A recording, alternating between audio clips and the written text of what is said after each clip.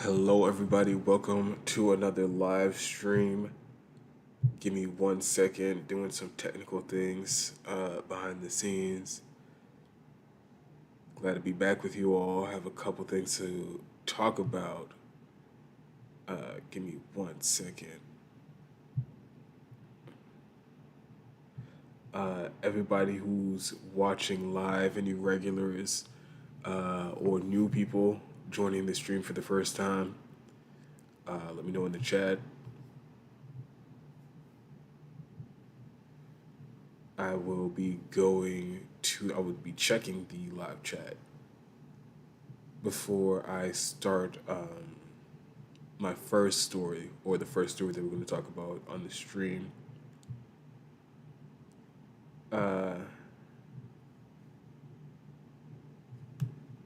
Just one more second. And if you're watching, can you tweet this out?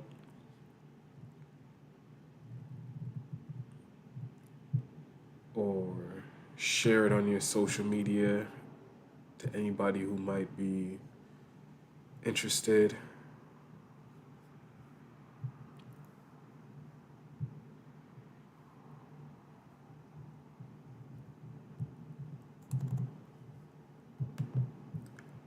All right, just one more minute.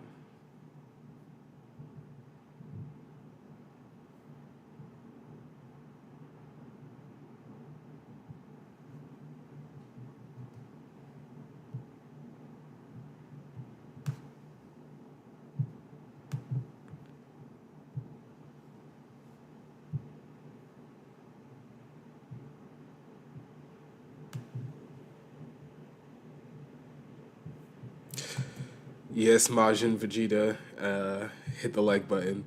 I I pride myself on as long as I've had this channel, I almost never try to tell people to hit the like button. It's just I don't know. It kind of annoys me that request, how often some people make it. So I just try to avoid it altogether. But anyway, glad you're all here for another live stream. Got three stories that we're gonna cover today. Let me know if my audio is okay, because I know sometimes when I start the stream, I get that my mic isn't loud enough. So let me know now so I can try to fix it.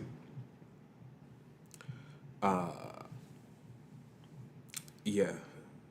Oh, Stephen R says we're good on the audio. All right, that's great for me.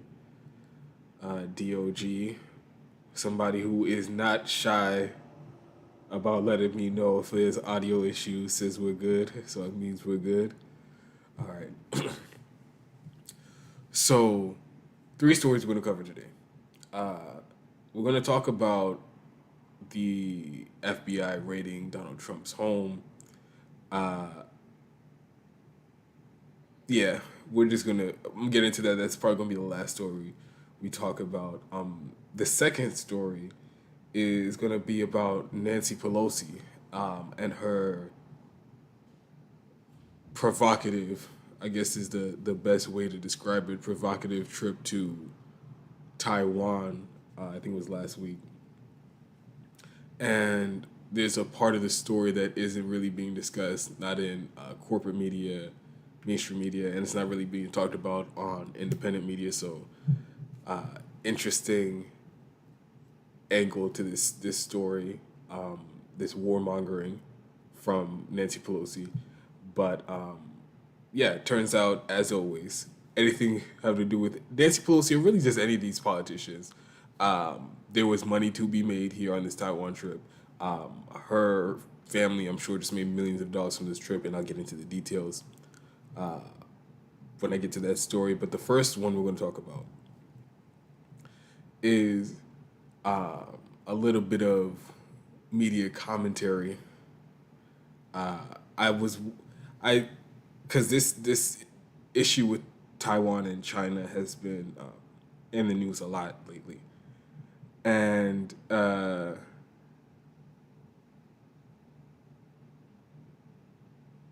Ashore, yes, I did see the Nina.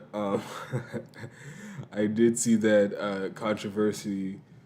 Um, I actually made a thumbnail for it. Like I put it in the thumbnail, but there were so many different stories that I wanted to get into, and there was a lot of different details with these three stories that I'm about to talk about right now. That I was just like, do I really want to? And then the update to the FBI Trump raid brings new context to the situation. So I don't know. I feel like eh, if there's another something else comes up out of it, then I'll talk about it. But for right now, I had to put that on the back burner. Maybe we'll talk about it in the chat. So like whatever, it won't be like in a formal segment. But yeah, this first story. So Taiwan and China has been in the news a lot lately. There's been some really crazy warmongering from both sides of the duopoly, uh, antagonizing China and provoking, seeming like they want some type of military conflict with another nuclear power, as if we're not already in the middle of a situation like that with Russia. But here we are. It's been in the news. And a couple weeks ago, maybe even over a month ago, on Breaking Points, they did a segment about it. And I just watched it because it showed up on my on YouTube for me, and I just clicked it, and boy was I in for a surprise. Was I in for a treat? Now there have been a couple people in independent media, left media, who've covered this aspect of Breaking Points and Crystal and Sagar, their foreign policy and connections to like weird think tanks and things like that, uh, um, doing propaganda for the war machine, and like at the Indie News Network, I know they did at least one, no, two stories about this. I know Franco from Frank Analysis has talked about this on his channel before. RBN, they've talked about this. Other people, too. But yeah, I click on the video, and it was just straight up neocon propaganda, pro war with China propaganda, and at no point was there any type of uh, um, anti-imperialist, anti-interventionist pushback at all during this entire 20-minute segment. And the whole thing just was weird to me. I looked into the guy. Turns out he was literally a weapons lobbyist. Is a weapons lobbyist, paid for by the weapons manufacturers like Raytheon and Lockheed Martin, and he works at this think tank that promotes militarism around the world so that he can keep cutting checks, and the people who cut the checks for him can keep making a bunch of money.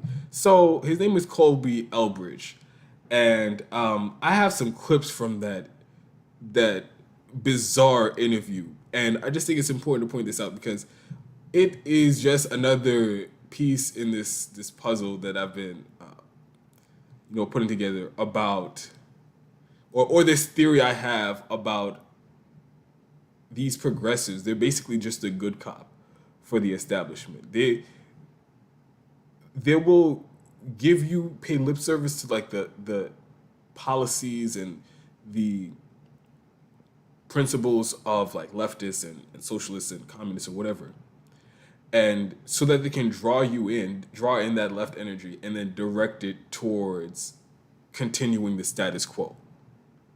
Um, yeah, so that's my view on these progressives, and I talked about it previously when it comes to the vote blue no matter who. They'll come out and say, "Oh man, the Democratic Party is so bad, so corrupt. Look at all these politicians get in office just as bad, if not worse, than the Republicans. Oh my God, they're so terrible." But at the end of the day, they're going to tell you to vote for Democrats, just like all the shitty Democrats are going to tell you. When it came to COVID, yeah, they're like, "Oh man, Dr. Fauci, he's a liar. He's the CDC." No, they're making shit up, and they seem to be more driven by the what's in the interest of corporations, and they're running their business as opposed to public health. They pay that lip service to the skeptics and the critics during COVID, but at the end of the day, what were they telling people to do? Listen to the CDC guidelines, get vaccinated off of a sketchy vaccine that we've.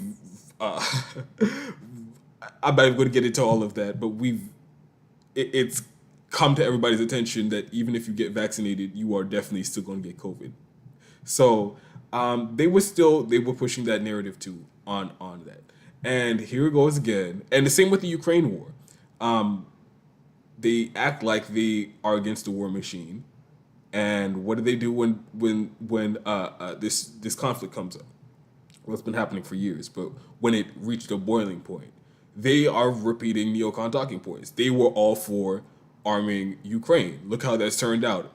It's 54, at least 50, probably around $60 billion, because they just announced another uh, um, round of weapons being sent to Ukraine. Billions of dollars worth of weapons flooded into a war zone, completely unaccountable, going to not literal Nazis in Ukraine. They supported it. They supported the sanctions on Russia. So again, so here comes with Taiwan. It really shouldn't have been a surprise, but here they are pushing the same bullshit narrative coming from the mainstream media and the establishment. And they have somebody who's a literal paid weapons lobbyist to come on and pretend like he's an analyst telling people how it is on China and Taiwan. So this first clip, let me just give you some context. I think they just played a video of Joe Biden saying that he would come to Taiwan's defense if they were if there was a military conflict with China, which is ridiculous. And I'll get into that later on in the segment. But I'll play the clip, and then this is their response, and then I'll come back and break it down. Give me one second. Let me find the video.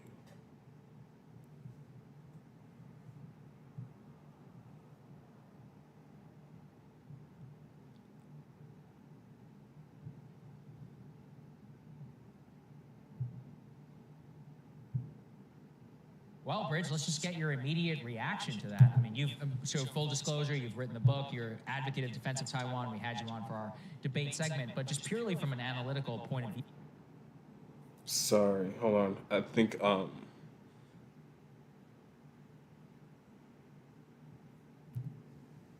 right, let me try it again. There might have been an echo. Let me know if there's a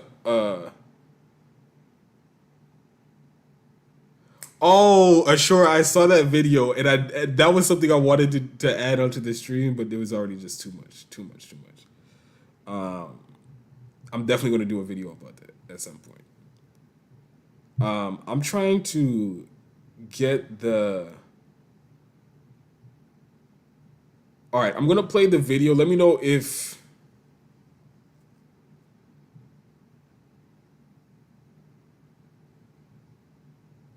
you if there's an echo.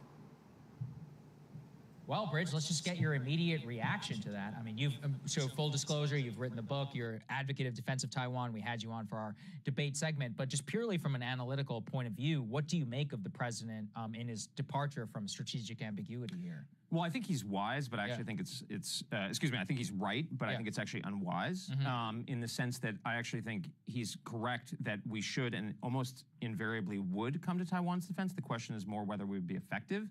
But the thing is not to, the way I think about it is like we're kind of poking the dragon right now. I think we should maintain the sort of formal policy, almost like the fiction of strategic ambiguity, which is a kind of decades-old policy that allows us to kind of interact with the Chinese. But we should very clearly understand that we would come to Taiwan's defense. But the key there is actually to resource it and have the prioritization and the focus. And you mentioned Europe. We're not doing that right now. We're sending $40 billion to Europe, basically. And there's almost nothing to show for it in the Asia Pacific. And the situation is grave and it's deteriorating.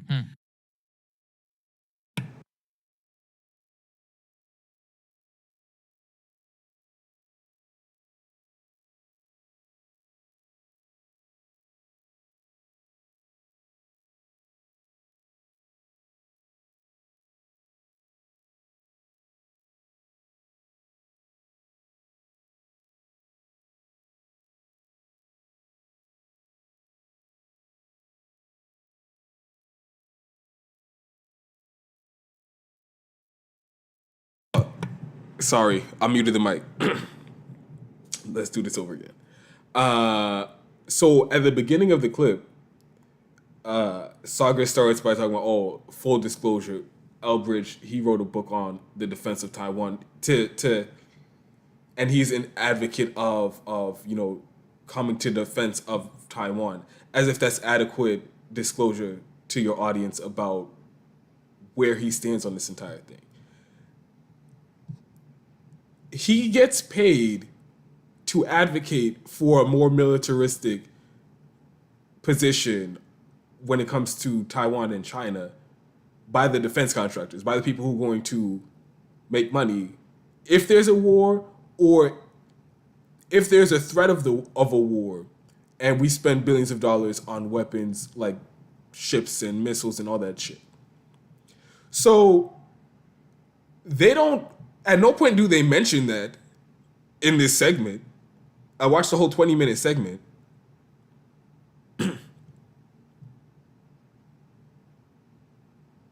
And no, they say, he's from the I think it's the Marathon Initiative or something like that. I'll have that on the screen in the clip. But they have it in the I have it pulled up on one of my tabs too. Give me 1 second. Yeah, it is the Marathon Initiative, which is some think tank, but they don't mention that that's a think tank funded by Raytheon and Lockheed Martin and Boeing. And then what he's doing is going out there and advocating for a militaristic policy, like literally going to war with China if they try to take back Taiwan, which is their territory to begin with. And every other country in the world recognizes that Taiwan is part of China. So this guy gets paid to literally risk a nuclear conflict, and they bring him on as if he's like this reasonable, rational expert who's just going to give people what it is on Taiwan. No, he's going to advocate what the defense contractors want him to advocate. And they know this is what lobbyists do, weapons lobbyists do, because they criticize mainstream media for doing the same shit. And now they have somebody literally, you could just, it strains credulity to me that they had this person come on their show twice, and at no point did they realize that this person was a weapons lobbyist. If you just watch the clip and just watch how he talks and watch what he advocates for, at no point is that like a position that a rational person would take on the issue. And I'll explain further how his position on Taiwan is almost entirely dictated by where his money's coming from. So let me show you and give you a little bit of backstory. So there was a civil war in China, and the communists won, and they ran out the Nationalist Party.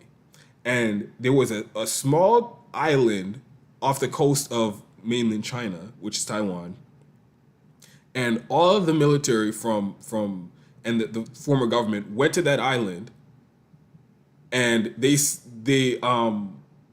hid there and basically surrendered the rest of China to the Communist Party that just won the Civil War. And ever since then,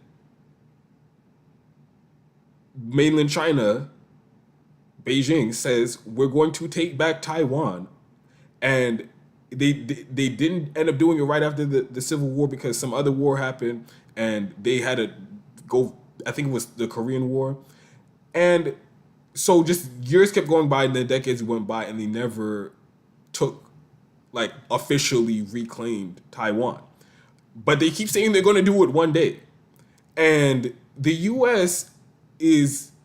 recognizes that that's what's going to happen officially, but recently, and it's not recently, but people have been going over the top lately. Politicians have been going over the top lately, saying that we will literally go, if China tries to reclaim Taiwan, we will literally go to war over this island way on the other side of the world. We will go to war with a nuclear power if they try to take back their own territory, which we recognize as their own territory. What sense does that make? If you're a rational person who understands the context, how could you say, let's do this? Let's go to war with a nuclear country over their land way on the other side of the world. So it's not a rational position for you to just come to on your own. But he's a neocon, getting paid. He's at a think tank, getting millions of dollars from the weapons manufacturers, the same weapons manufacturers who built the aircraft carriers that we're sending out there, and the jets, the fighter jets, and the missiles, billions of dollars in weapons. That's literally how they survive. That's how they make their money. So they pay people like Elbridge Colby to go out there and make these cockamamie cases for why we should continue wars in places around the world, or why we should start wars in places around the world. Just give me 1 second. The battery on my laptop is about to die.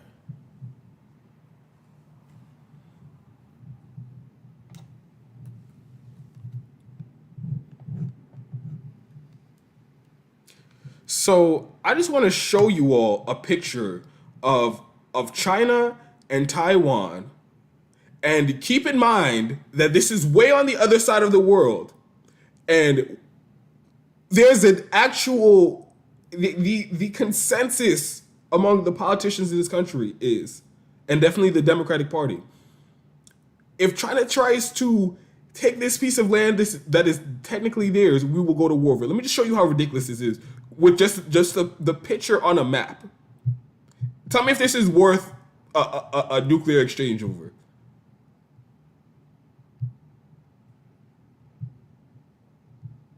So this is just ignore all the other shit on the map. I just want you to for reference, look at where Taiwan is on the map next to China. And again, it is recognized by everybody that Taiwan is part of China. That is what the one China policy is, right? And we've taken the position that we're going to give billions of dollars of weapons to Taiwan and arm and fund their military so that they can fight the Chinese military. And we're so involved, right, that we literally have Navy ships going in between Taiwan and China. You see how close that is? Go all the way on the other side of the world.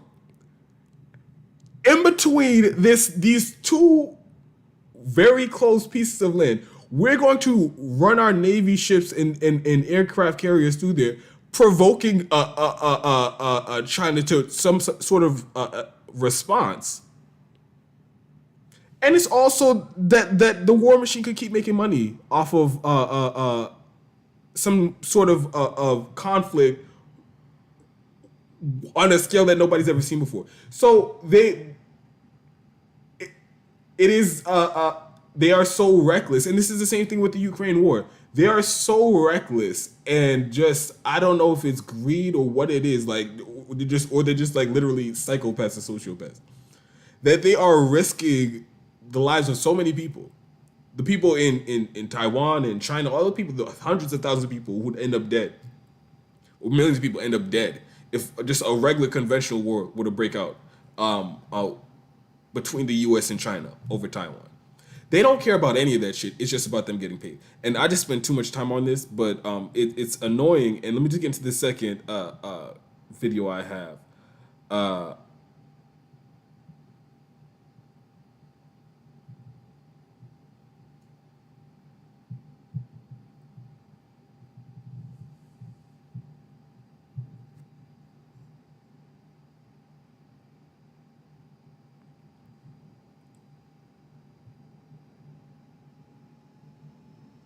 Oh, and the other point that I want to get to about that Elbridge Colby was making, talking about, so their whole critique of the giant multi-billion-dollar slush fund that is now being thrown at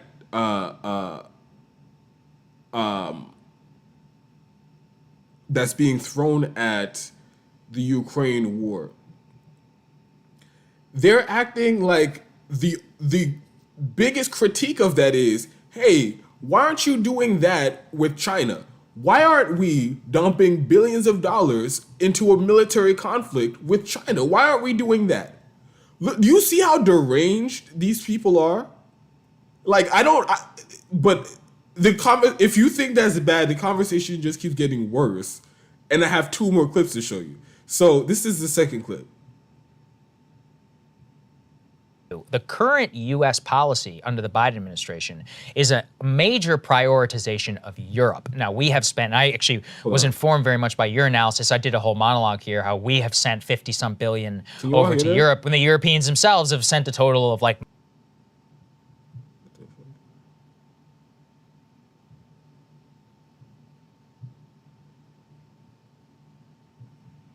Let me try that again.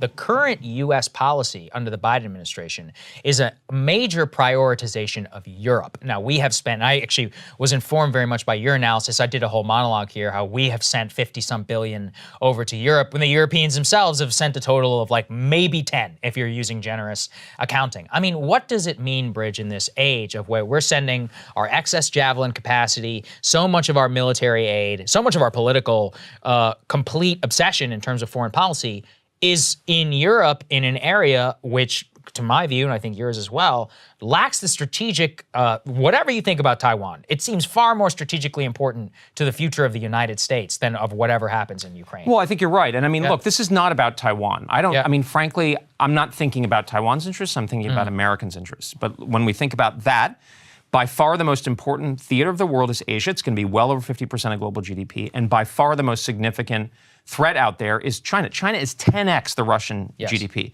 And Taiwan is really close. It's central to the security situation in Asia, and I can go into that. But there's no buffer. There's no Ukraine. Taiwan is more like Poland, basically. And it's very difficult to defend. And so what I want to do is I want to deter a war. I want to prevent a war by deterring it.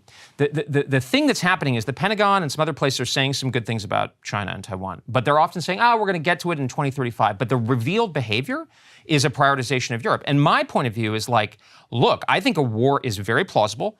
China has the will to take over Taiwan. It increasingly has a way, and it may have a sense of urgency about it. So yes, I hear some good things from the Pentagon stuff, but if like we really thought a war with a superpower was on the verge of happening, wouldn't you think that things would be different? Yeah. Would you be sending $40 billion and having, let's be honest, members of both parties getting up and say, it's one theater? Wrong. There are real choices, and now is the time to make them, and that's not happening. And I think frankly, I think we're at the point where people need to be aware of the accountability, where you could have a 9/11 commission or a Pearl Harbor investigation, and who's going to be responsible. And I think that's not just the sort of hippie lefties or whatever, because nobody expects them to do it. It's people who should know better, who should be prioritizing the primary threat, and that's not happening. Yeah.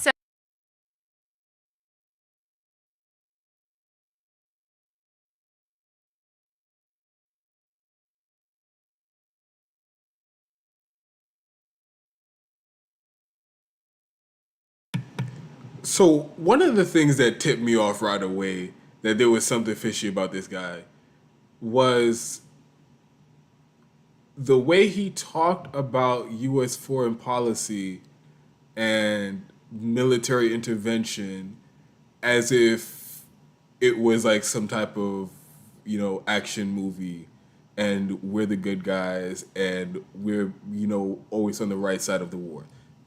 That made immediately raise red flags for me.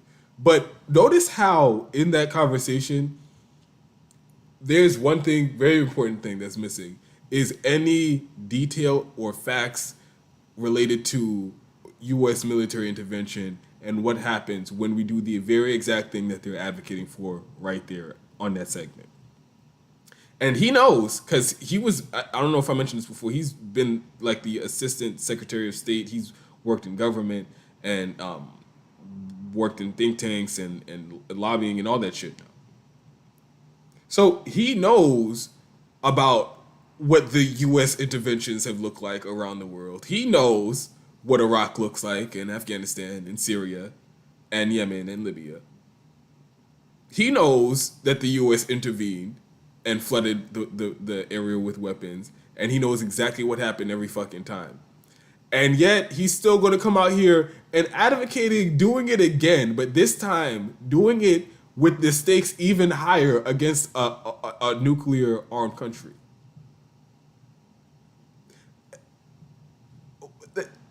There's almost like I'm at a loss for words here.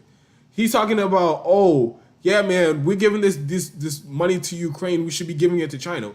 How about giving it to Taiwan so that they can fight China? How about we look at what's happening in Ukraine and use that as an example for why we should stop this endless blank check for militarism and weapons and shit like that? Because it's clearly not working the way you thought it would, right? Everybody who said, yeah, give weapons to Taiwan, to Ukraine, yeah, let's do this economic warfare against Russia. Clearly, none of those interventionist policies and imperialist policies, none of those things have produced positive results for anybody except for the war machine and the weapons manufacturers and the oil companies, which might be the real play all along, to be real with you. But that goes to show you that what they're advocating for, it's not what's best for American citizens. It's not what's best for the people in Taiwan. It's not what's best for the people in Ukraine. It's not best for world peace or preventing nuclear exchange.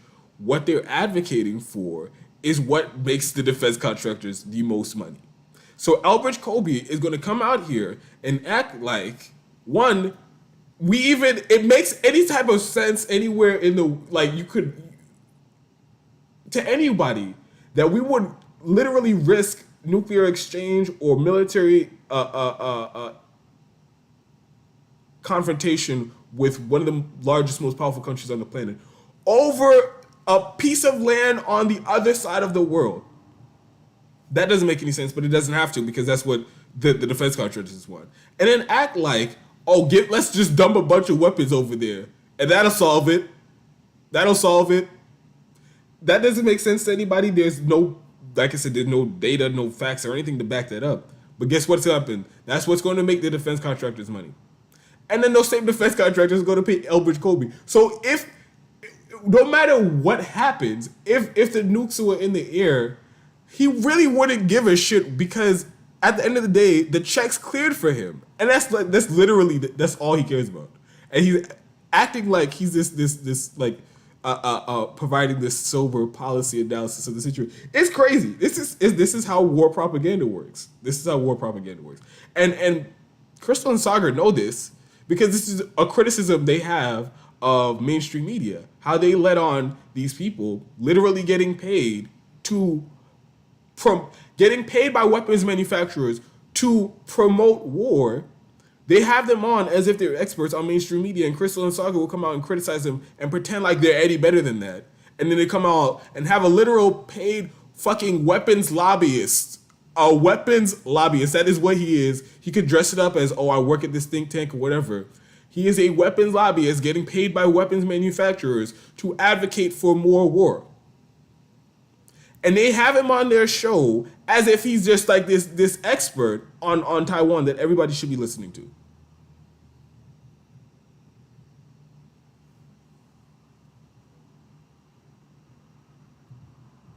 All right, so let me show you the next clip. Because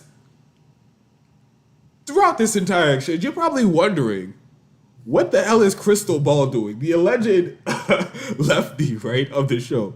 The progressive is the more accurate title. She's the progressive of the show, right? She claims to be against the war machine. She does all the lip service, right? Oh, George Bush is so bad. Oh, he's such a war criminal. Same with Trump and Obama and Bill Clinton. All of our politicians, they just commit these war crimes, and it's just endless war for profit. They pay all the lip service to Crystal should come out here and pay all the lip service to anti-interventionist rhetoric. So why is she sitting here in this 20-minute long segment on her show, letting a fucking weapons lobbyist and Saga, a fucking neocon, come out here and by the way, some people in my audience might not know, but Breaking Points is literally one of the biggest or is the biggest independent news show right now. I think they were like number one news podcast on iTunes or whatever. They might still be. Have like almost 1 million subscribers on YouTube. Like they're a very big channel. A lot of politicians and people in that lane watch their show. So why is Crystal Ball sitting there letting a weapons manufacturer do a weapons lobbyist do propaganda and lie to her own audience and advocate for war with China? Where's her pushback? Well, I'm going to tell you right now, there is no pushback from Crystal Ball. There was I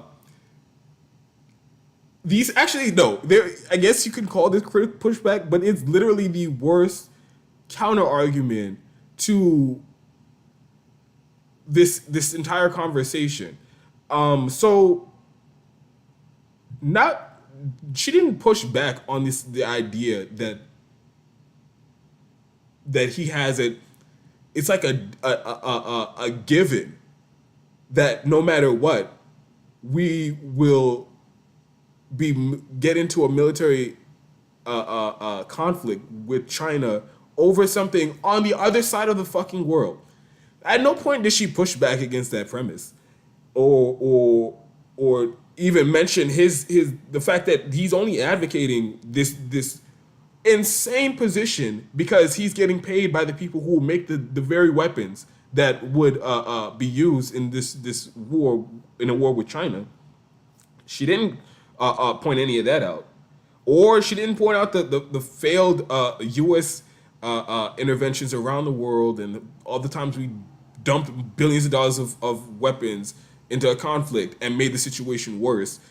Ukraine being the latest, most recent and fresh example, didn't use that as pushback, or any of the other interventions, or anything else that somebody who has actual principle anti-war, anti-interventionist, anti-imperialist policy orientation. None of those lines of critique. Her pushback to all of this was, hey, there's some guy who says that because the one-child policy in China, there's this weird thing happening where They don't have enough younger workers, and all the workers are getting older and they're dying off. So technically, China might not even be as big of a threat. So should we still go to war with them? So I'm just gonna play the clip and then I'll come back and break it down. All right. What do you make of the Zihan analysis? We had him on the show last week that basically says because of demographics, China is set to have massive demographic bust, which I think if you look at the numbers is pretty indisputable, especially since they had the one-child policy for so many years. So while you have many countries around the world that are facing this demographic bust in terms of their, workforce aged population, China is an extreme example facing this down at the fastest rate in history, that's going to cause them all sorts of problems. And so the idea that they're this juggernaut that we must go to war with to protect our own interests is sort of far-fetched. I'm summarizing here. I don't want to put words in his mouth, but that was the gist of what I took from his analysis. Well, a couple things. I mean, one, I would say I'm not an economist, but I'll confess that I'm skeptical of that kind of view. And secondly, even if he's right, we should prepare for the downside risk because we don't know what the future is. So, I mean, where's my skepticism? Well, yes, but demographic trends are happening all around the world. They're happening in the other Northeast Asian states. They're happening among the native born population here and in Europe and so forth. Even if, let's say the Chinese conk out where the Japanese left off, they'll still be an economy of roughly twice the size that we are. Look, I mean, financial industries, Elon Musk is still putting enormous investments into China. China's the largest trading partner, I believe, of most of the countries in the world. So I guess he could be right, but I frankly, I'm skeptical. Secondly, though, what if he's wrong? So if he's right and we overprepare and do what I did, no big deal. Okay, we wasted some money and that would be bad. But I mean, the alternative is if I'm right and he's wrong and we didn't prepare, we will lose and we'll all live under the Chinese thumb. I want to.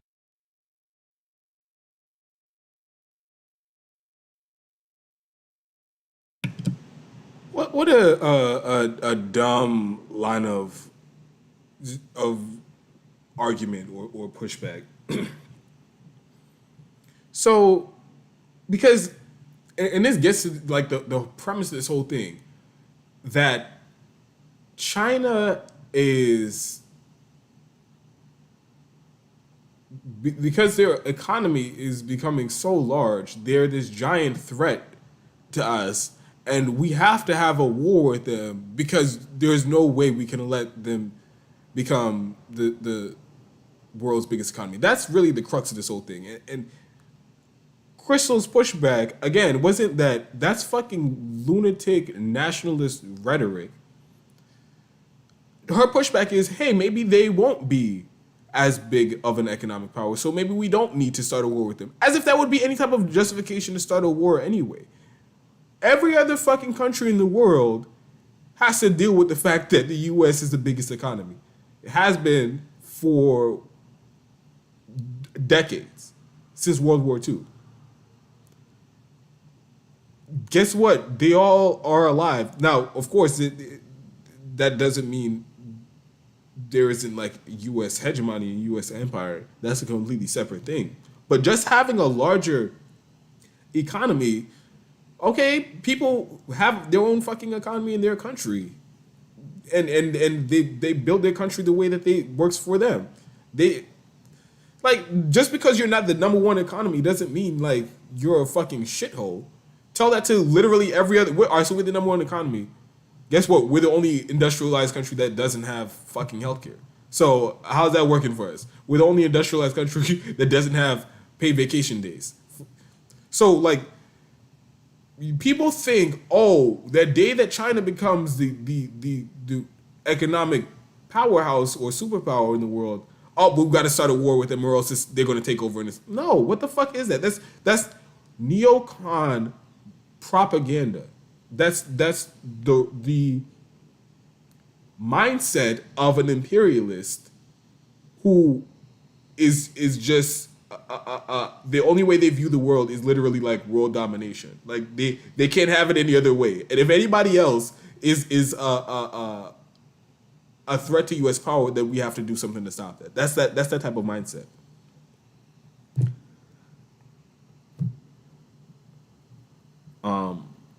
But yeah, that was insane. And again, I would love to know how this They have a literal, again, I'm going to repeat this because they love to pretend like they're better than mainstream media. I want to know how a paid weapons lobbyist is on your alleged independent network doing pro-war propaganda that he's getting paid by the weapons industry, the war machine, the same war machine that you claim to criticize and be against. How he's on your network giving foreign policy analysis as if he's just like some neutral expert. So I would love to know how that happened because like I said, it strains credulity to that they went on this multi-million-dollar show with all their staff and producers and researchers, and nobody knew that he's a weapons lobbyist, and they completely left that out and don't mention it at all during the segment. So there you go. And this isn't the first time, of course. It just Ukraine did same pro-war propaganda. So where is the distinction between them and corporate media? Like I said, they're just the good cop. Corporate media, they'll give you the bullshit about, oh, we have to get into these wars, freedom and democracy, national security, all that shit. At the end of the day, what are they doing? They're trying to make you think it's okay for us to be at war everywhere around the fucking world. The U.S. has like over 1,000 military bases in almost every country around the world. No other country does shit like that. And so the mainstream corporate media, they'll come out and they'll make you think that's okay, and you're crazy if you think otherwise. And now what independent media, what people on Breaking Points and TYT are doing, oh, they'll criticize the war machine. Oh my God, look at this airstrike. Just killed 60 kids in Raqqa, Syria. Or oh, look at this drone strike that hit a wedding. Oh my God, this endless war and this war machine that's doing this all for corporate profit. It's so terrible. But every single time when there's a chance for U.S. military intervention, they still come out on the side of let's do the intervention, as we've seen with Ukraine, as they're doing, as I just showed you with the issue of Taiwan and China.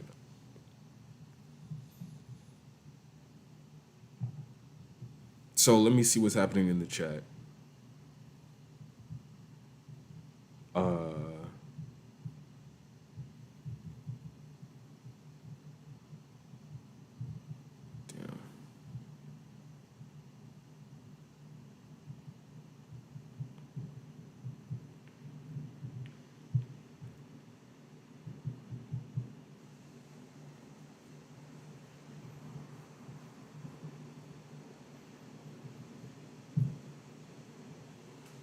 Custom Cliche says Breaking Points is captured. They were supposedly anti-war, and then suddenly out of the blue, all in on war with Russia.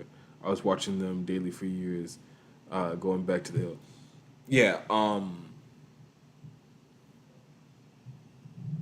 it's very noticeable, and for me, you guys know I don't cancel people. I'm not into that shit, especially over like any stupid shit. But as a media critic, as somebody who has a lot of focus and is an expert in independent media, I will tell you,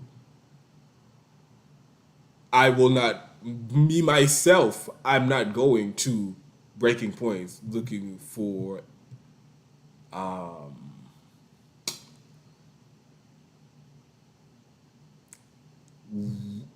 any like real anti-establishment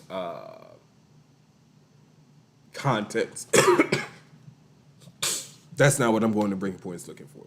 There are many other places, many other sources you can get that from, on YouTube, Rockfin, Rumble, Twitter, wherever.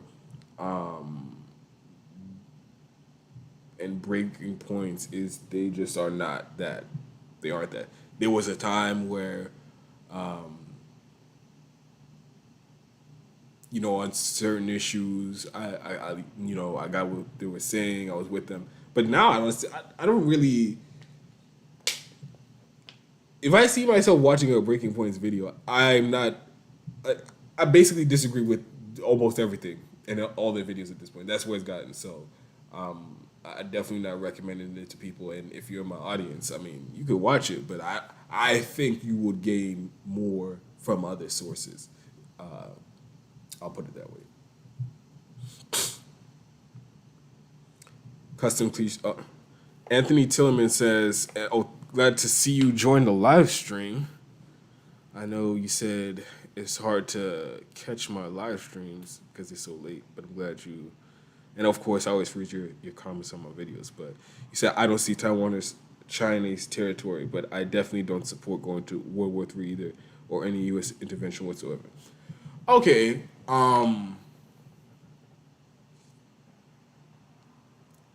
I see what you're saying, but my point is basically what your when I say that it's oh, and by the way, if you want to help support the show and the stream and make sure I can do more content for you all, the links are in the description box of the video, PayPal, Patreon, GoFundMe, all those things.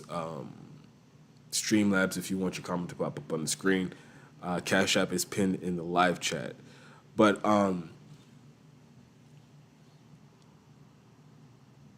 basically, like what I was saying, so yes, Taiwan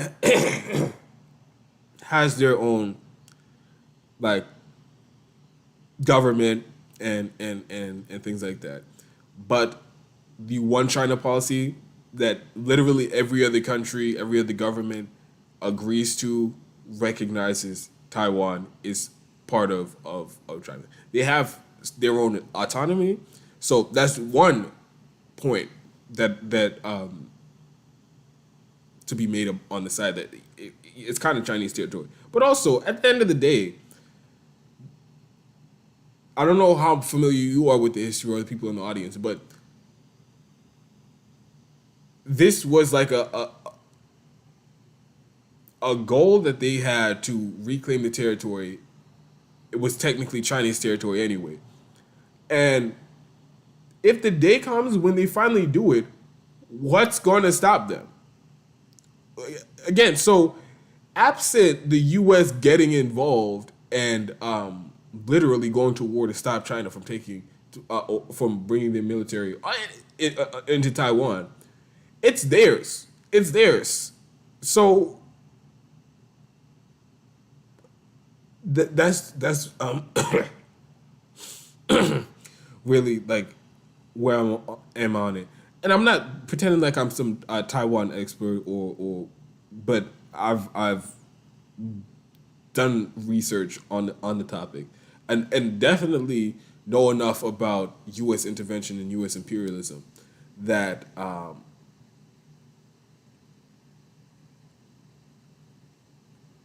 it makes I'm against us intervening in any type of conflict between mainland China and Taiwan.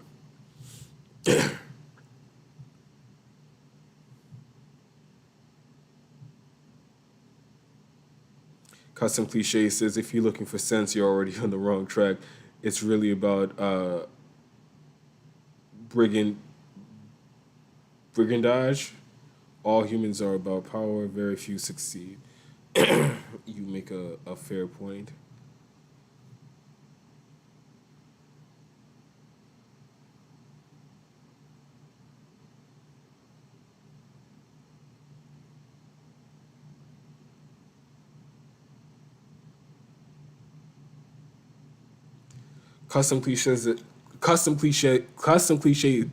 Whoa, I said your name correctly like 5 times before, but I don't know why I can't say that.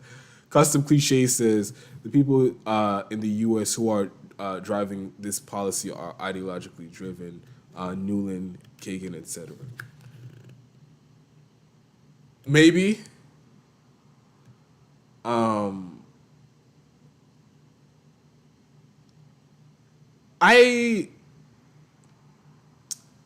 The idea that policy is driven by ideology it takes a lot of proving for me to get to that point on any given issue because just how big of a factor the money is.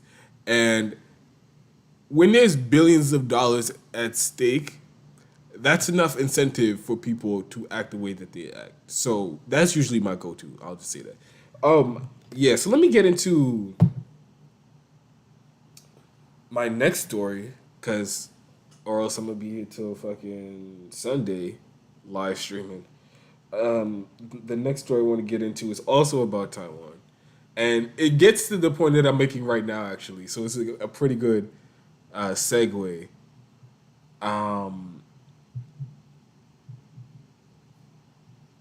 About how a lot of what's going on with China and all these other wars and conflicts, military interventions, come down to the fact that some people are just trying to make some money. They're trying to make a quick buck, and they don't care.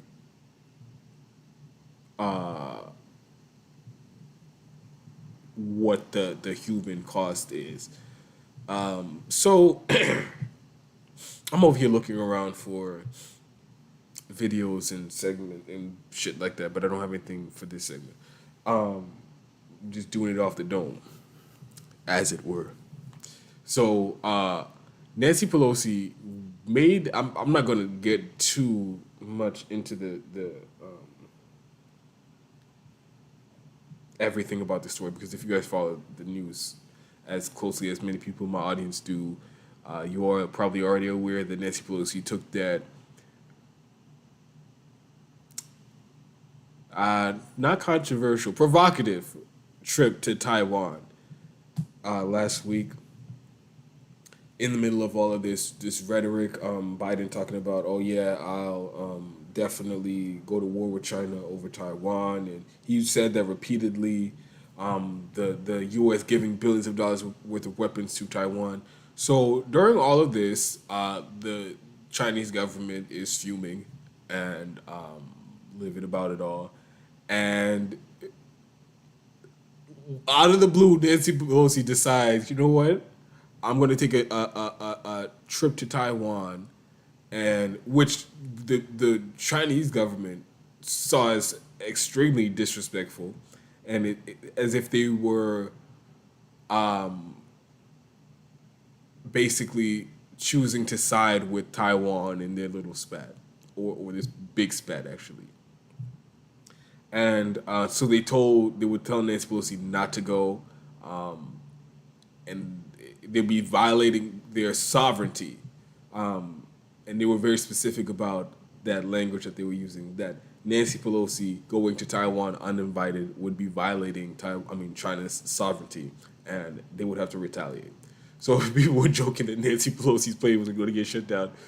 I didn't really think that was actually going to happen, but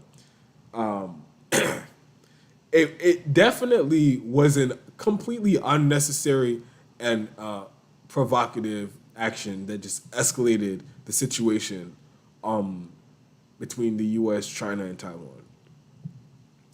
And people over there racking their brains around like, why would she do this? And it doesn't make any sense, or whatever.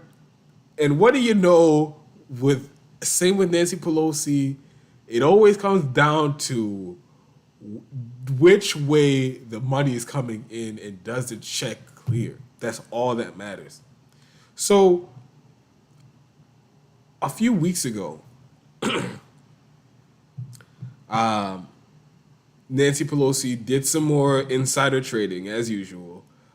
This isn't a story that I've talked about too much on this channel, but I should definitely do a better job of discussing it more. But Nancy Pelosi is known for using the insider information that she has as the Speaker of the House, the number 3 most powerful person in government, next in line. She's in number 3 in line to be president of the United States, and has incredible control and influence in government. And she uses her, and of course, just the fact that she's a politician and a lawmaker, she has information on that will affect stocks, information that regular people won't have. That's called inside information. It is illegal to make trades based off of inside information. People can go to prison over that. So Nancy Pelosi is known for doing this. This is how she got rich, actually. She went to Congress, I've maybe like a couple $1 million, and now she's $100 millionaire. And it's become such and it's not just her doing it. Like literally everybody in Congress is doing it. So when they go there, this is part of like how they plan on getting rich and how they plan on cashing out as a politician, because it damn sure isn't just that $200,000 salary that they're getting that makes them all they all make out like bandits from. It's not the salary that they all getting rich from. A big part of where all these politicians make millions of dollars is insider trading and buying stocks off of laws that they're going to pass that's going to affect stock prices. So it's even more, honestly, it's even more corrupt than, you're in the industry and you know other people in the industry, you get a tip about something and then you act on it and you buy stock on it. That's one thing. That's insider trading. When it comes to these politicians, specifically Nancy Pelosi, it's so egregious because they would literally write laws that are going to affect a company's stock price, and they know is what they're doing, right? And they're going to buy stock right before they have a vote on it, and then make millions of dollars. So it's as corrupt as it gets, and I'll get into my gripe with the rank corruption in our government in a second. But Nancy Pelosi is known for this brazen insider trading. She's done it a couple different times. But a couple weeks ago, her and the way that these politicians get around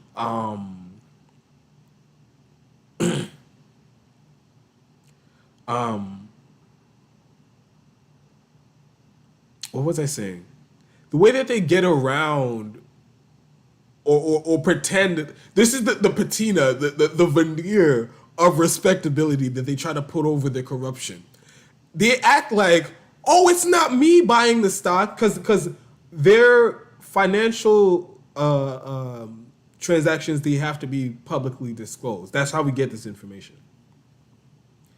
So the thin veneer that they try to put over their corruption to make it look more respectable is, oh, it's not me buying the stock in Raytheon and Boeing or whatever, and me going and writing policy that's going to shoot that stock through the fucking roof.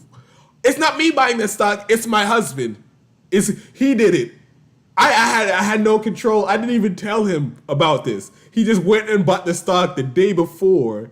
And what do you know, made $10 million off that purchase, that one transaction. Isn't it crazy? But it's not me, though. It's not insider trading because I didn't buy the stock. So that's their loophole that they try to get around it with. So a couple weeks ago, her husband, Paul Pelosi, buys like $5 million in stocks in this computer chip manufacturing company, right? And what do you know, days later, the House, his wife, the Speaker of the House, Nancy Pelosi, brings up a bill for a vote that will give billions of dollars in government subsidies and tax breaks and all these incentives to companies that manufacture chips, computer chips here in the United States. So the industry, this bill is going to put billions of dollars of government money into the industry. So that makes it an extremely great investment for anybody. So that's what makes the price of the stock goes up. Once the government gets behind an industry, you can't lose. If the government has endless money. If they're going to dump billions of dollars into the industry, you cannot lose investing into it. So that made the stock price shoot up through the fucking roof. And I forget, I'm so mad that I don't have it with me, how much they made off of that investment. But it was millions and millions of dollars that they made off of that. And again, this is off of inside information. She knows that that's going to become law, and she knows that's going to make the stock price shoot through the roof. So she tells her husband to buy the stock, right? And this is all related to her trip to Taiwan. So the bill passes, the president signs it, it's law, the stock's through the roof. She made millions of dollars off of that, right? Now, in the middle of this dust up between Taiwan and China, she's gonna go and inflame the situation, possibly escalate to a potential military conflict with a nuclear armed power. And what is she doing over there, right? What was the urgency? What was the urgency that sent Nancy Pelosi to Taiwan immediately to reaffirm something that they've basically been saying for a while now? Why did she need to do that? It's such it's such shit timing. Well, just a few days ago, her son, Paul Pelosi Jr., in on the family corruption, just like the rest of the politicians, he's now on the board of a lithium mining company. So they use the lithium in the chips for computers and stuff like that, and cell phones and cars and stuff like that. So just look at how much the family's about to cash in off of this one piece of legislation that Nancy Pelosi passed. So now her son is on the board of a mining company that gets the lithium for the chips. And so now he goes with Nancy, and here's the kicker. 95% of the world's lithium comes from like Asian countries. So she didn't just go to Taiwan. She went on a tour of different Asian countries when she left. So and Taiwan is a huge manufacturer of battery packs. So they assemble the batteries and put them together. So Nancy Pelosi, out of the blue, goes to Taiwan. Guess who's with her? Her son, who, like I just mentioned, is now on the board of this lithium mining company. So now he's on a tour of the countries that produce 95% of the world's lithium. And the U.S. Nancy Pelosi just passed the CHIPS Act, which is a giant put billions of dollars into the industry. And now Paul Pelosi is going to go, and I'm sure he went there again. It strains credulity that all these coincidences are happening. So he goes to her with Nancy Pelosi on this trip with these countries that just so happen to coincide with the very same business that he's running now, or on the board of now. And you think that it was just about the U.S. Taiwan relations? That's not what it was about. Nancy Pelosi went out there to get fucking paid. She took her son out there because they're both about to get fucking paid. And I'm sure whether it was in Taiwan or Japan or in South Korea or any other country that they stopped at, they were cutting business deals, cutting $1 million business deals, because that's what she does. So here's the issue with this corruption, right? One, again, like I mentioned before, you're risking a possible military conflict over you trying to secure the bag, right? And she's already $100 million. But so that's one problem with this. But also, so with corruption in general, right? It might not seem like, because our whole life is literally, it revolves around money. So, especially regular people, you do what you can to get more money, and that's how you survive. That's how you live a better life. So when you hear that these politicians, or some layperson hears that these politicians are trying to cut some deals, maybe it doesn't immediately jump out as something as like gross and disgusting, right? But the issue is they aren't just regular people. They aren't like, especially they aren't like some fucking middle class person just trying to scrape by. No, like these are millionaires. But also, when you work in government, you're not supposed to get rich off of that. It's supposed to be. It literally is a public service. You are serving the public. You're a public servant. This is literally in the job title. So you're supposed, honestly, it should be viewed as like volunteer work. Of course, you have to get paid to survive or whatever. You have to survive. But that's the kind of mindset that you're supposed to go into government with. That I'm going to go to serve my community. I'm going to go and represent my community and pass policies to make my constituents' lives better. That's supposed to be the reason why you go into Congress or you go into government. But they completely flipped it, and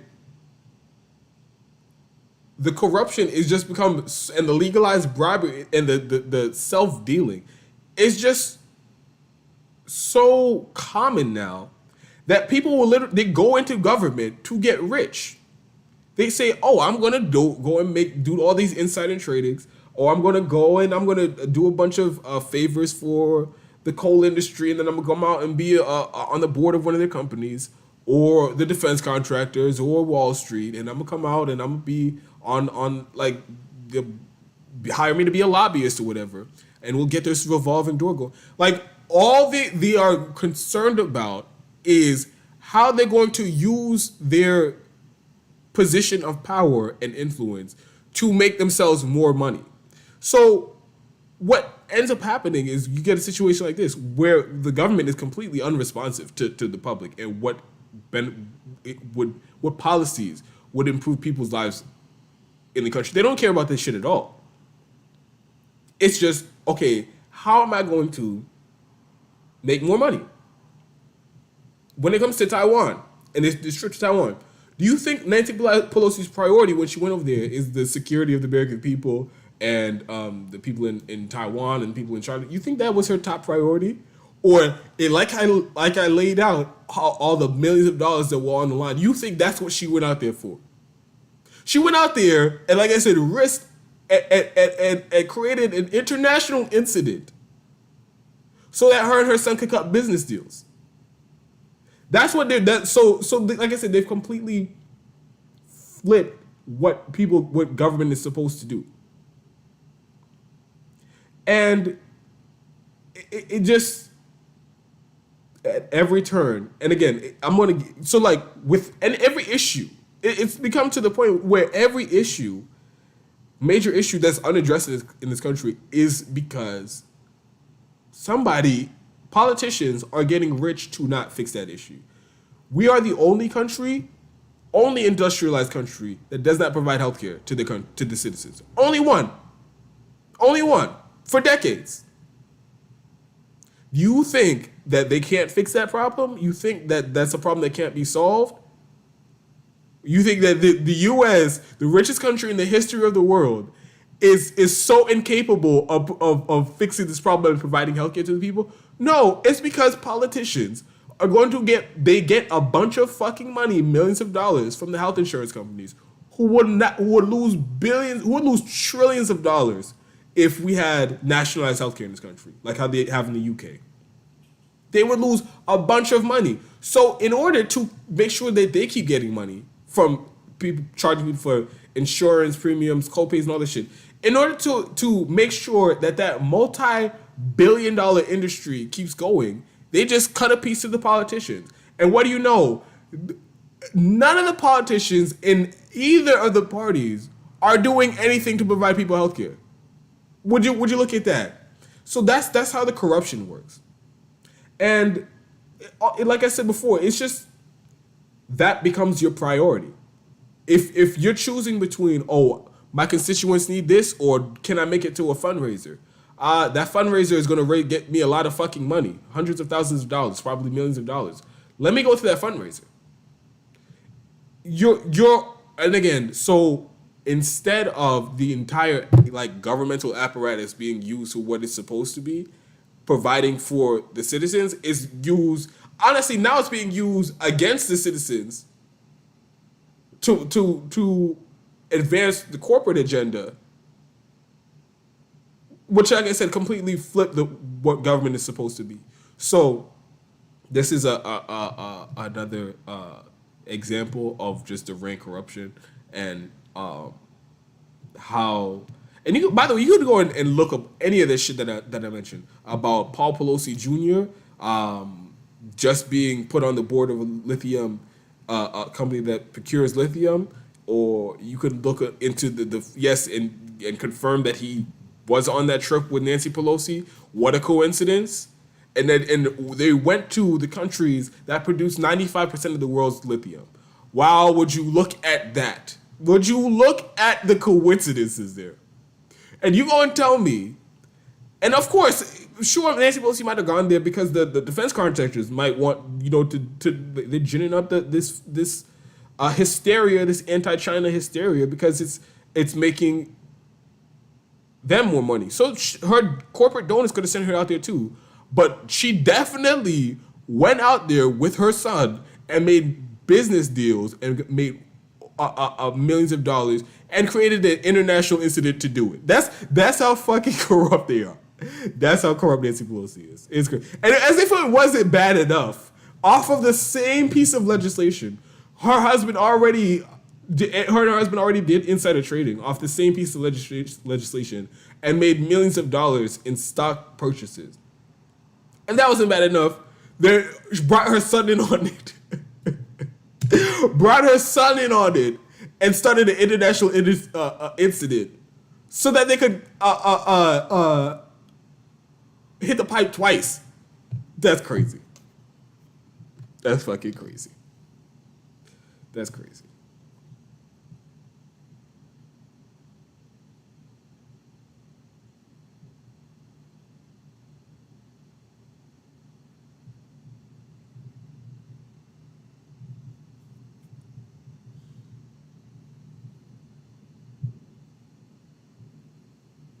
Let me see what's happening in the chat right now.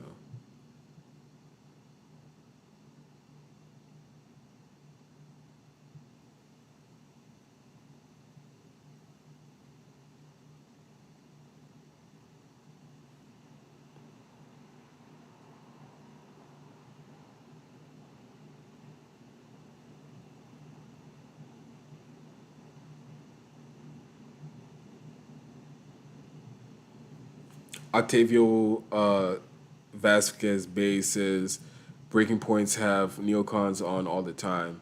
They do. This was. I mean, I've seen some of those other segments and they're bad too, but this was really bad, and just like how delusional and deranged they are talking about a literal military conflict with China as if it was like some video game or some shit. That was bad. But also the fact that he was literally a paid weapons lobbyist on their and they don't even disclose it.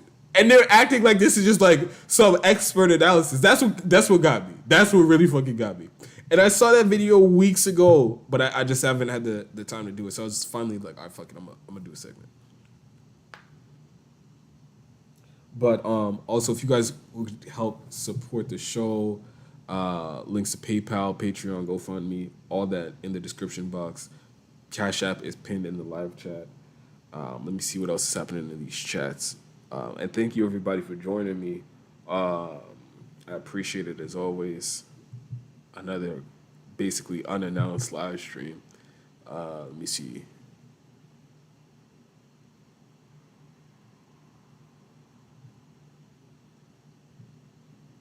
Anthony Tillman says, I did learn the other day that Taiwan is the perfect aircraft carrier. I admit I didn't know that. That is why I now believe Taiwan should be neutral. Won't ever happen, of course. It is. That's another reason why the U.S. is so persistent in like this giving China, I mean Taiwan, billions of dollars in weapons and like keep threatening to go to war with China over it, because that is a very convenient military like installation if they were to go to war with China, because or else if you don't have Taiwan, you basically be fighting China like from the sea. You wouldn't have like any real land base. So that's one of the reasons why strategically. But again, all of that is just imperialistic bullshit, because that none of that is worth a fucking war with China over. None of that is worth a possible nuclear exchange over. If if the U.S. can't use it as a military base, so be it. They have 1,000 military bases around the fucking world already. So what? Again, this is on the other side of the world. Taiwan is literally, it would be as if, honestly, I think it's even closer to the mainland China than Puerto Rico is to Florida. It would be as if, like, China was literally just giving billions of dollars of weapons to Puerto Rico and saying, yeah, if the U.S. would ever try to, like, dominate or impose control over Puerto Rico, we go to war with them over. That makes absolutely all on the other side of the fucking war. And then doing military exercises, have your whole navy going in the Chinese navy going in between Florida and Puerto Rico. Like, this is so fucking insane, because they have that mindset that of U.S. empire is correct by definition, and anything to maintain or strengthen empire is justified, even if that means starting a war with one of the most powerful countries on the planet that have nuclear weapons, just so that we can maintain dominance all the way on the other side of the fucking world. It's not like we're talking about Mexico. It's not even like we're talking about fucking Canada. All the way on the other side of the world, we need to maintain dominance. So much so that we have to have a military base right up on the coast of China. That's crazy. That's fucking crazy to me.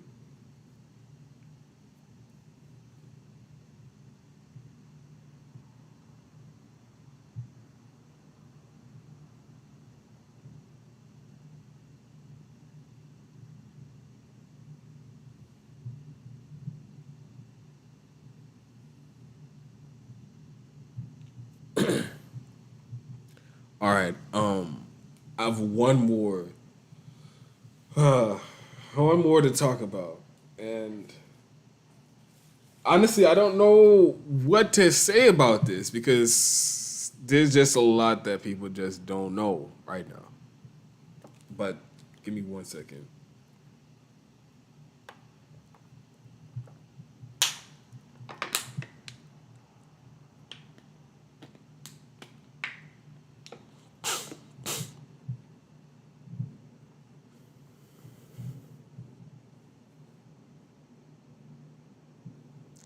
All right, so something unprecedented happened the other day. The FBI raided Donald Trump's home at Mar-a-Lago. Um, I refrained. I mean, I haven't been live since or posted any content since, but I was definitely consciously refraining from like going all in on one side or the other about this, because this could go so many different ways. And there's so much relevant context and information that we don't know, like in very crucial information that we don't know.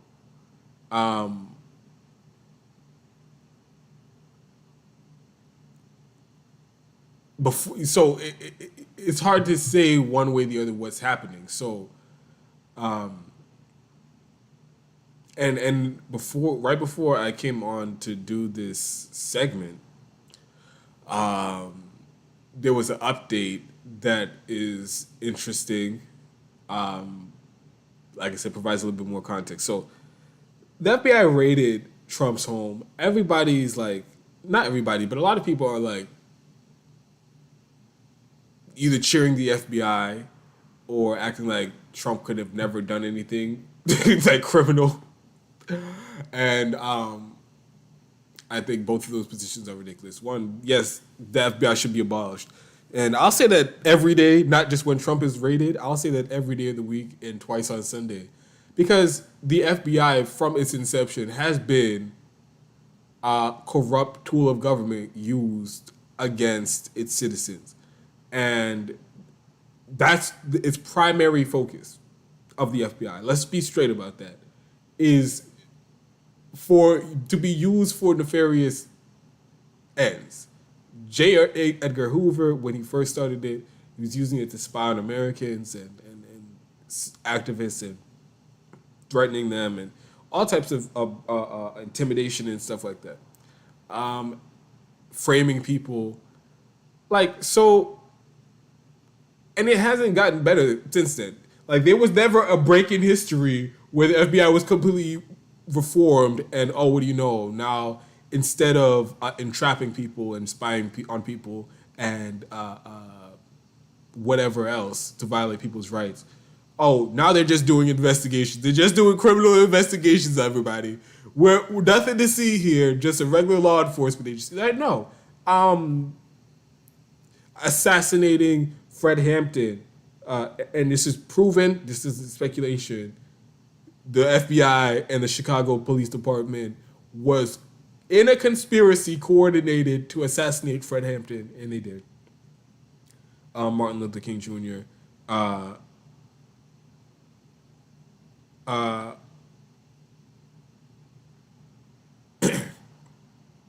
Martin Luther King Jr., Malcolm X, these are just civil rights activists, environmentalists, anti-war activists, anybody who challenges the establishment and U.S. imperialism has been the target of the FBI. And so let's just get that straight. But at the same time, Donald Trump and every other president, really, they're all criminals. So I would have to have more detail about what exactly they're investigating, what and what they're accusing Trump of. I really would have to know before I could even make up my mind on anything. But I will say this.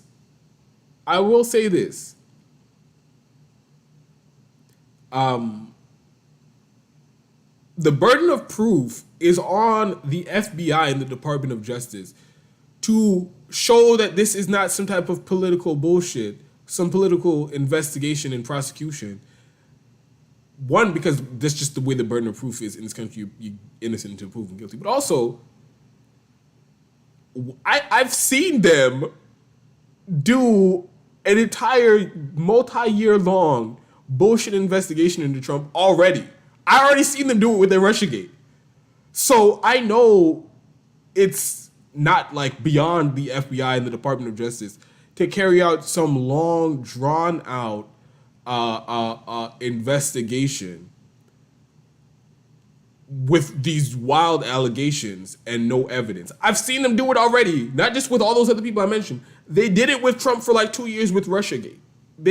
All that shit was made up. The CIA director, his own notes said the idea that Russia colluded with the Trump campaign to steal the election, that was made up by Hillary Clinton's campaign to deflect criticism so that people aren't criticizing her shitty campaign. She made up this whole fucking conspiracy that the Russian government basically installed Trump and made him president. The CIA director's own notes from back in 2016 admitted this. But still, the CIA, the FBI, Congress, the Senate, they all did fucking years-long investigations into Russiagate. Came up with fucking nothing already. So the burden of proof is on the FBI to prove that this is not some other bullshit investigation. So I'm not giving them the benefit of the doubt that, oh, they're just doing their job here. No, like, I already seen what you do with everybody else, and just with Trump particularly.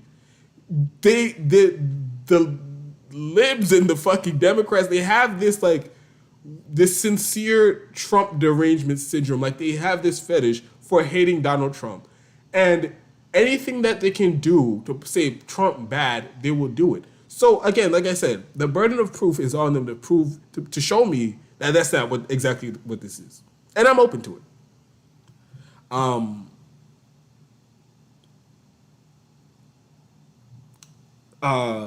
What was I going to say? But again, I just don't know what the details are about what's happening. What caused them to do this raid in of Trump's home, but there was, like I said, details that just came out before I did this segment about how, and this is allegedly, this is coming from the Washington Post, and again, anonymous sources. They say somebody familiar with the raid, so it could be somebody part of the investigation. I don't know. Like I said, it's anonymous. They say that the FBI was looking for documents, classified nuclear level documents. So something having to do with nuclear. I don't know if it was nuclear energy, nuclear weapons, our weapons, somebody else's weapons. That's allegedly what was on the warrant that they went to search for at Mar-a-Lago. And again, I don't know exactly what the documents were. I have whether or not they are classified. I don't know. I know before, when he was president, he was doing some real reckless shit. I remember there were pictures and video. There was some shit. It was probably with North Korea, and he was like at Mar-a-Lago, and this is when the grift was at its peak. And he just came into office, and he's like, "Oh yeah, if you come to Mar-a-Lago, spend $100,000 on the membership. You get it. You know, when I go down there, you get to hang out with the president and chop it up with the president and all that stuff." So, and they upped it. They doubled the price of the fee because they knew everybody was gonna, like, who wouldn't spend money to go influence the president at Mar-a-Lago? Spend money, put $200,000 in the president's pocket, and then you get to talk to him at Mar-a-Lago. So they were doing that, and they had all types of people coming into Mar-a-Lago, and they in the middle of some fucking dinner, Trump, like, when they pull out the nuclear briefcase, and he's like having a literal briefing at a dinner table, something that's supposed to be like done in the Situation Room or secure room, something like that. He's literally just having it in a fucking dinner room at Mar-a-Lago for anybody to see. So the Trump being reckless with classified, like, important documents, I don't put it past him, and I have no idea why he would have nuclear documents at Mar-a-Lago. I don't know if that's even why he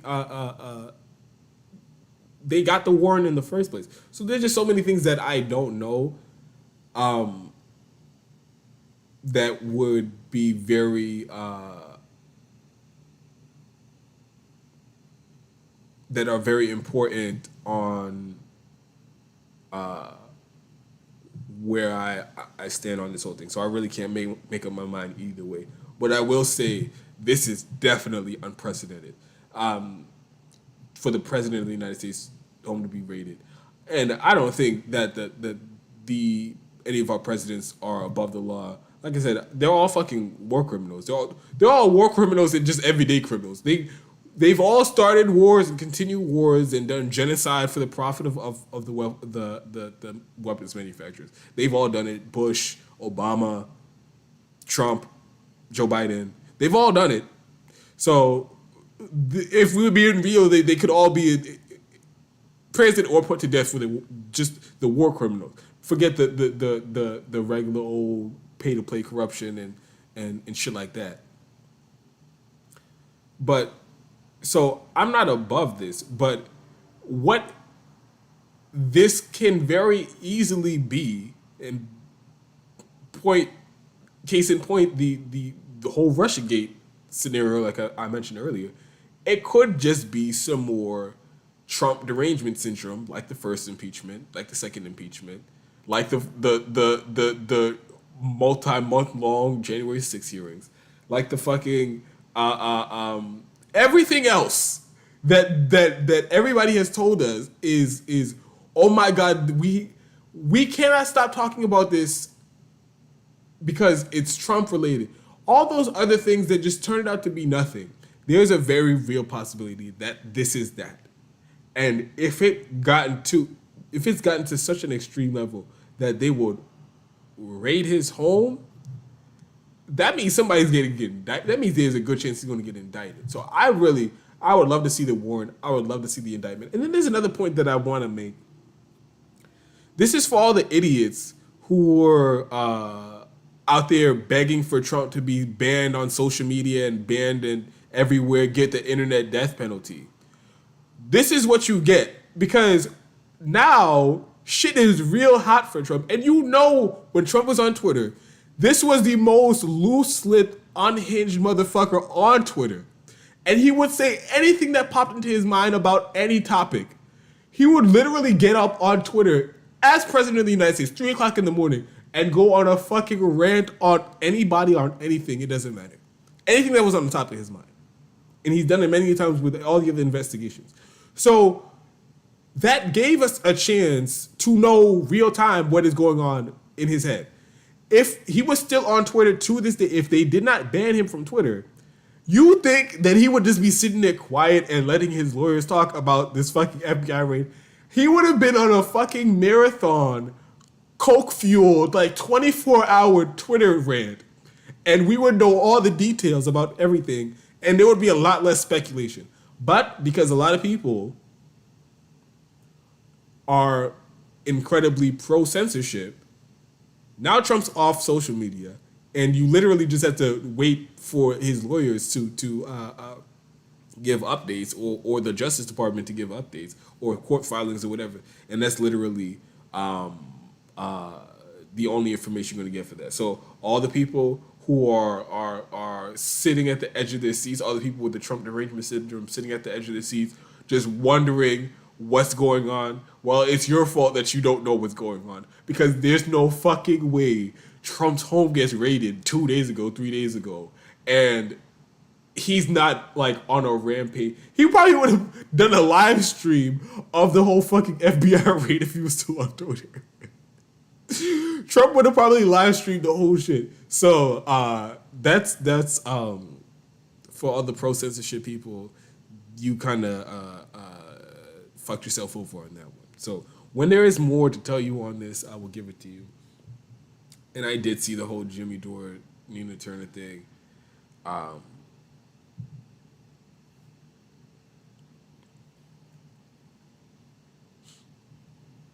But I didn't prepare it with the screenshots and all that shit in the live stream.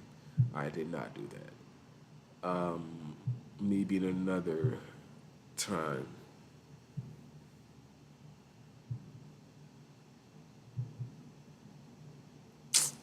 I'm so fucking mad that I didn't get that and I'm gonna have to wait till Monday, huh? But anyway, I'm gonna see what's going on in the live chat.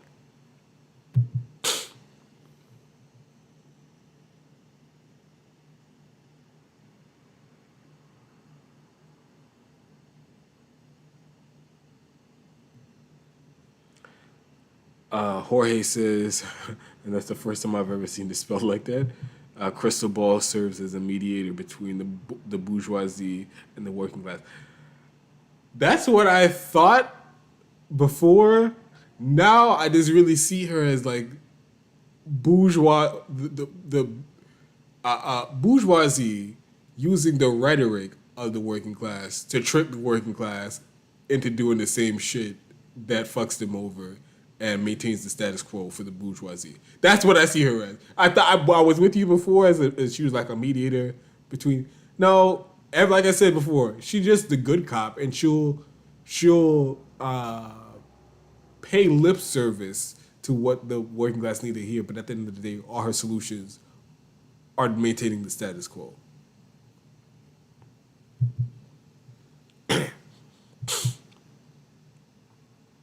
Anthony Tillman says, that Puerto Rico analogy was very interesting. Honestly, Puerto Rico should be allowed to be neutral too. I seriously doubt they want to be part of the U.S.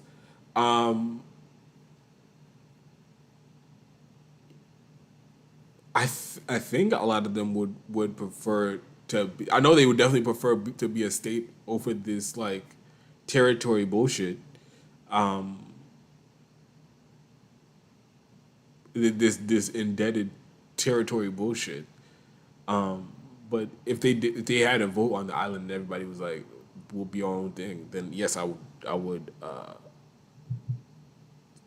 support that. I would respect that. Real Pilgrim says the situation in Puerto Rico and Hawaii are slightly different. Nonetheless, if a foreign nation started to sell them weapons and send high-level politicians over there, the U.S. would be rather upset. Yeah, that's really the point I was trying to make.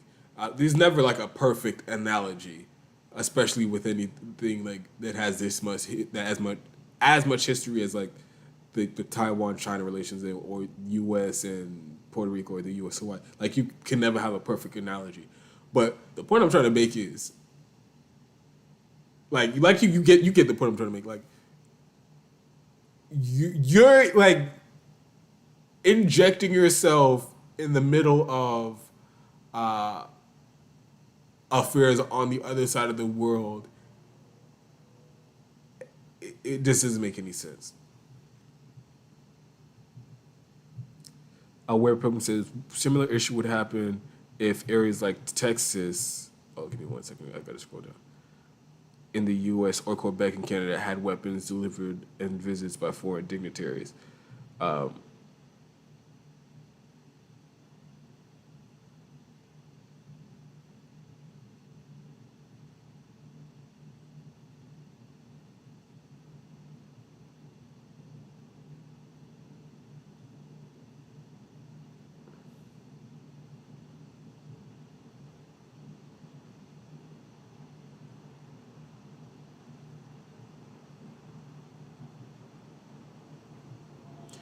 DOG was asking about the Alex Jones thing.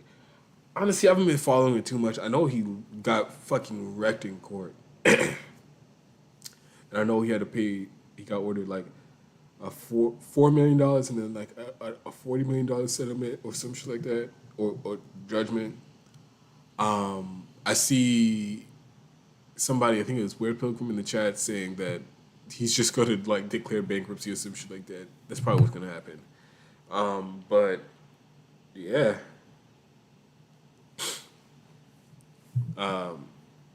I know he like was lying and all that with the Sandy Hook shit, and he was proving that he was lying and saying like, oh, the crisis actors and this whole shit was staged and shit like that.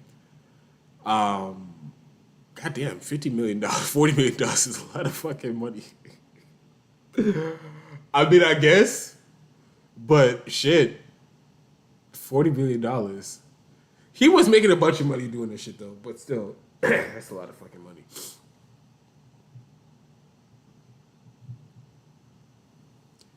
I sure asked, when's the Kyle video come out?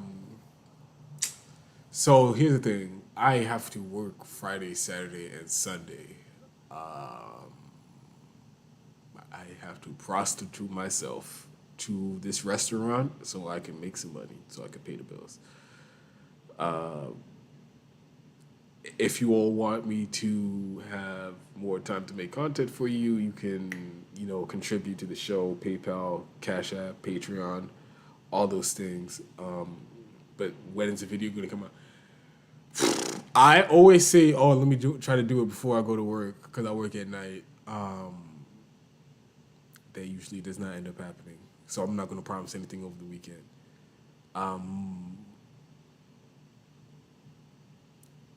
Tuesday, you'd see it in the live stream. I'd say Tuesday, you'd see it in the live stream.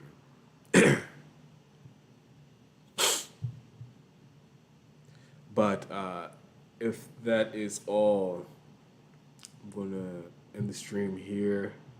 See how long we've been going live. and 45 minutes. All right.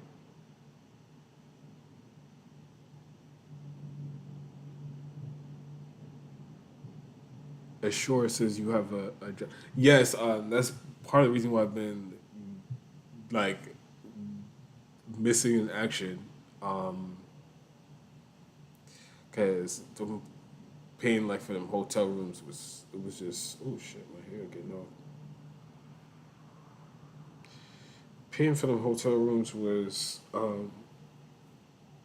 was a lot, and I wasn't like everything I was making from the show. Like I wasn't even breaking even anymore, and then I was just like completely out of money, and then I was like, "Fuck, I gotta get a job." Like I blew through everything I had trying to like get hotel rooms to keep doing the show, and I was literally counting change, and I was like, "Fuck, I gotta get a job." So I started working in a restaurant.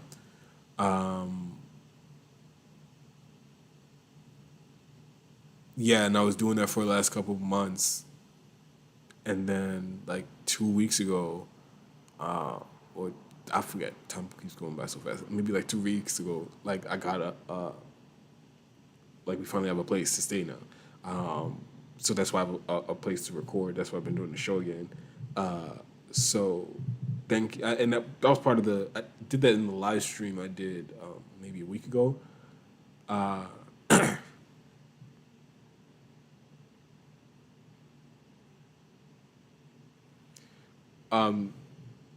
You were saying, yeah, but that was part of the announcement that I did. Like I forgot when it was, but yeah, I have a place, so I don't have to keep paying for hotel rooms. But now the next goal is to be able to do this show full time and like regularly, but I still have to work. So if you guys can't be there, I will quit this job as soon as I can. Believe that. But you said why not rent a space in the house? So when I was didn't have a place to stay,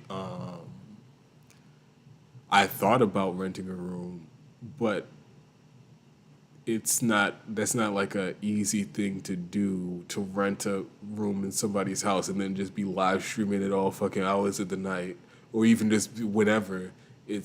That's not like that's not like a lot to ask. So I just that's why I just stuck with the hotel rooms or recording wherever, like at a friend's house or whenever I could or something.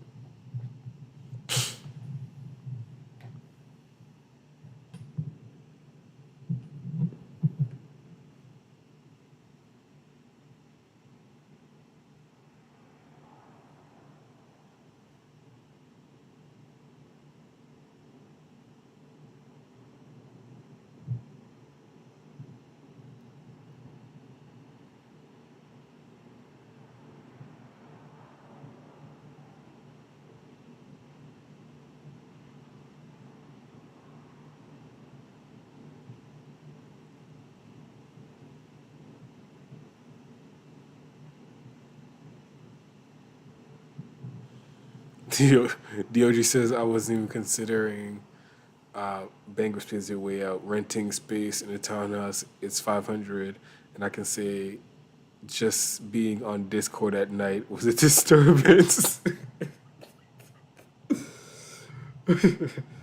Yeah, that's what I'm saying. Like that's not, and I don't want to like spend money going to somebody's place and then like have all this friction, and now like it's a whole fucking headache for me to do my show here. Like I didn't want to do that. That's why I didn't rent a room. And I did I would get like hotel rooms. There was more nights than I could count. I slept in my car because I didn't have the money for a hotel room. But yeah, so hopefully I'm done with that now.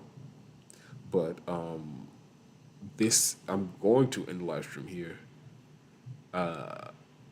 Thank you all for joining. If anybody else has anything else to say it now or hold your peace until next week. I will be making these into like individual segments and upload the video separately. Maybe this weekend. could be next week when I'm off. We'll see. I thank you all for joining. I appreciate it.